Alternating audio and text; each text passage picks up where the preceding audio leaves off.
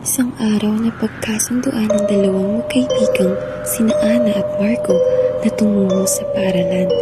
Alas 7 ng gabi nang makarating ng dalawa at agad na tumungo sa isang silid-aralan. Mama, dito tayo mag-report practice. Alas 7 na ng gabi, oh. Wala namang customer, eh. Mabilis lang. Oo nga, ano? Selfie tayo dito, oh.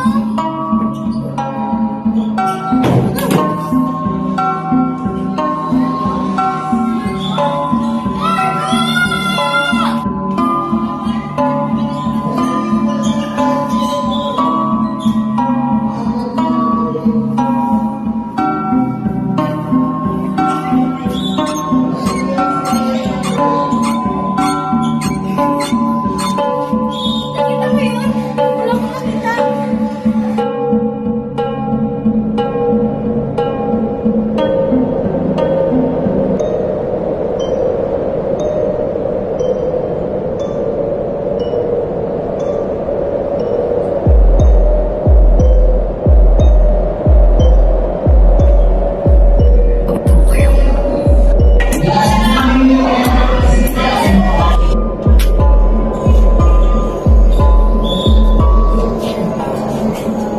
Ano, kumakbo ka na!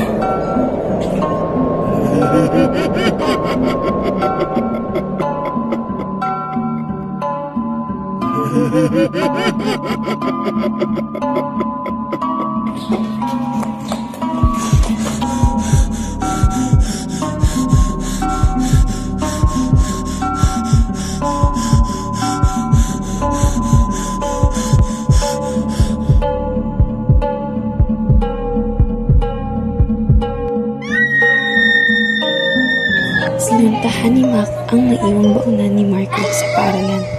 Ngunit may kakaiba siyang naramdaman at nakita. Si Aaron ay papunta rin sana ng paaralan upang mag-ensayo. Ngunit mayroong di magandang pangyayaring maganap. Habang si Apple ay natutulog, siya ay parang sinasabihan ng hindi malaman kung ano.